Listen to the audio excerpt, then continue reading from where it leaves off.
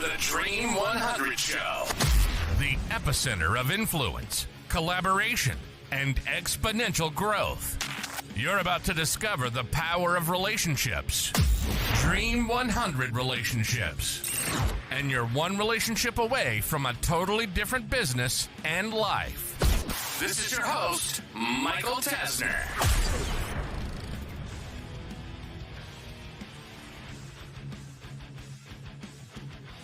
Can you effectively do marketing with no budget? Literally close to no money. In today's episode of the Dream 100 Show, I wanted to tackle this particular question that has been asked in a couple of different ways. But at the end of the day, it's how do you grow a business when maybe things are going sideways and you don't have the money for marketing? How do you get scrappy and grow a business with no money in terms of marketing? And should you do this? And that's the first area that I'm going to laser focus in on. And then I'm going to come back to the initial question. The downside to this game of small business ownership, of entrepreneurship, is that the odds are not in your favor.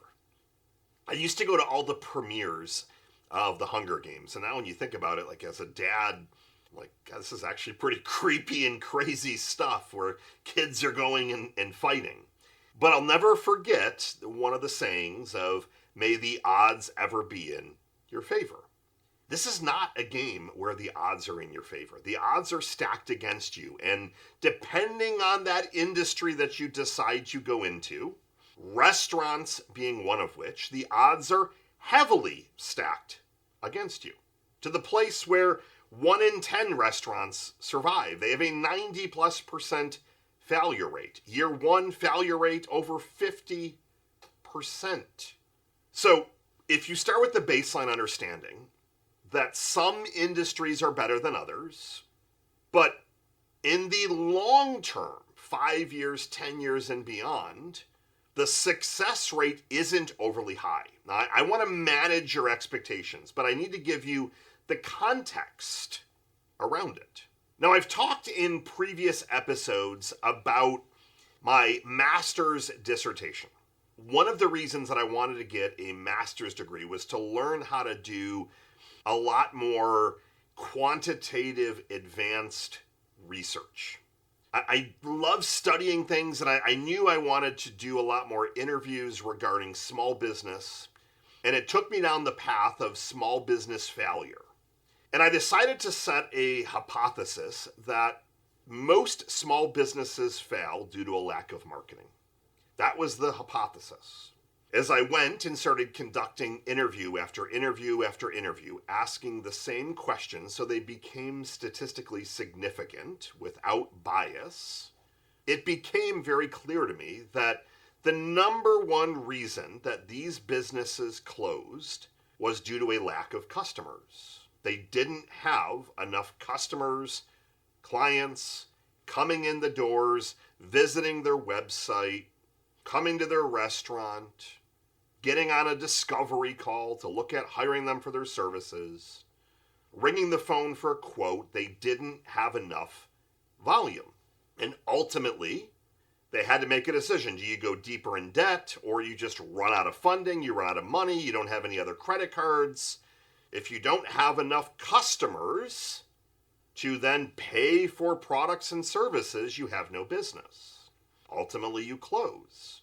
How do you get customers? Marketing, so creating the awareness, and then the sales process. Now, for some businesses, there really isn't a sales process. You walk into a laundromat, you're already sold. It's marketing and awareness. Other businesses, they have a much more robust sales process. If you're selling high-level consulting, for example, it varies quite drastically. But if I'm giving you two different data points, data point number one is that most small businesses fail within 10 years. In some industries, like restaurants, 50% are gone in the first year. And I believe it's 90% within 5 years are gone. Closed, out of business, history. That's data set number one. Data set number two, if you know that most small businesses end up failing due to a lack of customers, I go back to the original question of how do you market with little to no marketing money? But I'm adding an asterisk. I'm adding an asterisk that says, should you do that? And I'm going to give you two different answers. So the most basic answer is no. I do not believe if you want to have long-term success that you can be scrappy 24/7 for the entirety of your business life. It's not going to ever get to a place to where it's beyond your wildest of dreams. Have there been rare exceptions of like products that made their way onto Shark Tank, for example, and they built the product in their garage and blew it up on Shark Tank and they were scrappy? Yes, like most business owners start being scrappy. But when I'm looking at the current state of affairs, if you're like, Michael, I want to grow, but I don't want to spend any money, if you know that you need customers and you need clients, where do you expect these people to come from? Like, they're not just going to start falling off trees. They're not just going to start walking into your store, your restaurant, making your phone ring for home services, buying your e-commerce products. Got a perfect example of a client that we worked with a brand new product, really innovative product within the RV industry, but it was a new product. There's not enough eyeballs for the product to become successful. No one knows about it. It's not just going to magically get famous. You need to drive attention. You need to drive eyeballs. You need to get people looking at what you have to offer. So the short answer is I never advise this for an extended period of time. Now I'm going to give you the other answer in a second, which I'm going to give you some tactics of marketing with little money. But when I pause and I look at it with blinders on, the way that I know how to grow a business is through marketing. Money, time, those two resources. That's it outside of acquisition. So buying a competitor, buying another business and rolling it in with yours. All of the most successful businesses that I know that are growing rapidly, that are producing better margins, they're out marketing everyone. They're spending more money because they know their numbers. They know that if they invest $500, they're going to end up selling a $20,000 bathroom remodel. Whether it's $500 or $2,000, but they know their numbers and they know that of that $20K, they profit $8. So then they say, well, are we willing to buy a customer for $2,000? And I used 500 or 2, whatever that number might be. If they say yes, I'll take 6K profit all day long. They just turn up the engine. They're not trying to get scrappy because they know that they're going to outmarket other people. They know the numbers. That's the core aspect. You have to have the numbers dialed in. You have to know your numbers. You have to look at your numbers. So if you were asking me, hey, I want to grow a business or start a business, how can I do it with little to no money? It is extremely hard. Extremely hard. It rarely works to the level that you need it to work, to where it might take you 5 years. So you are much better off, whatever business you're looking at getting into, brick and mortar business, service, e-com, product, whatever it is, I would much rather see you finding how you can invest more money in marketing and less in your product or service to make sure that you have a fighting chance to move the needle.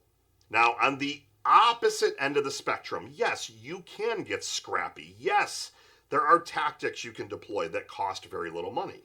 But these should be used in hand with tactics that are driving more of that steady stream. You need a reliable, consistent stream of eyeballs, of attention. I don't like the huge ebbs and flows. I want steady. The ebbs and flows can be the icing on the cake. They can be other tactics, but I want you to have that steady nature so you can have predictable cash flow. You can start to put money aside for profit, reinvesting. Like, that's how I want that to go. But if I were to look at it and say, well, what are 3 of my favorite tactics that cost no money to very little money that I would deploy immediately to start to gain some traction? Number one, the formula that I've been teaching you for the last 2 years on this podcast, the Dream 100 formula. Finding your dream prospects or your dream partners, stalking them on social media, commenting on all of their posts, sending them emails, sending them social media messages, sending them gifts in the mail. Now, the asterisk with this strategy is that I never want you sending cheap gifts, ever. You're not going to land a shark by sending a $5 Starbucks gift card. It's just not going to happen. But this is a lot of grunt work. This strategy can be deployed with little money outside of gifts. Number two, all day long content. That is like, if it were me, that is where I would be going all in as much as humanly possible. Podcasts, long form content, taking AI and chopping everything up. So now you have short form, you've got reels. I would be going all in on my content strategy using simple stuff that you already have. An iPhone, buy a $20 little microphone that can plug into the iPhone so your quality of audio is improved, and just start going. You don't need the crazy setup that I have that I've invested way too much money on. Content costs you nothing other than your time.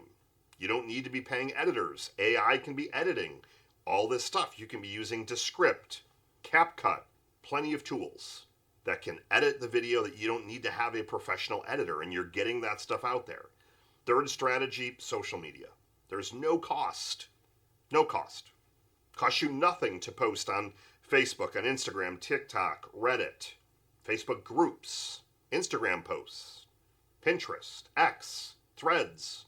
There's no cost. It's simply your time. So you can get scrappy.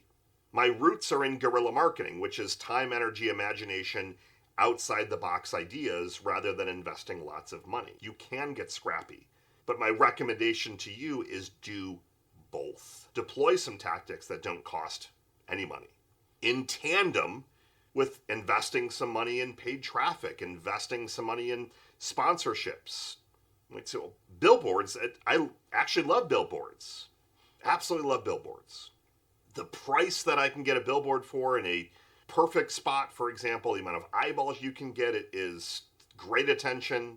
You're getting very short attention. They're flying by it, so you have to know what you're doing with that billboard. It's amazing branding. So it's right for certain businesses. But you can get scrappy and start with the Dream 100. Put your list together. Start doing some outreach. Combine that with the podcast strategy that I've taught you. But just start getting content out there. That is where I get scrappy. Now, you can get crazy and do guerrilla marketing stunts, and you can do things like that to drive attention. But again, if I go back to the question of, can I grow a business with no money? My answer is more of a rebuttal of, should you do that? And for me, and everything that I've learned over the last 20 years, is the answer is no. If you want to stand the test of time, you need to have a marketing first approach. So my challenge is, why are you continuing to get scrappy? Why are you continuing to not invest in a particular training, a certain mentor, another tool that you need that you know is going to help grow your business? Go back and watch the episode I did on scarcity versus abundance mindset. There's something else there if you're not willing to take that leap. But for me, I don't see you being able to grow a widely successful business without investing in marketing. But if you do it in tandem, do the scrappy stuff, do the investing stuff, it's a recipe for pure domination. Catch me next week as always. Michael Tasner signing off. Good morning, good afternoon, and good night.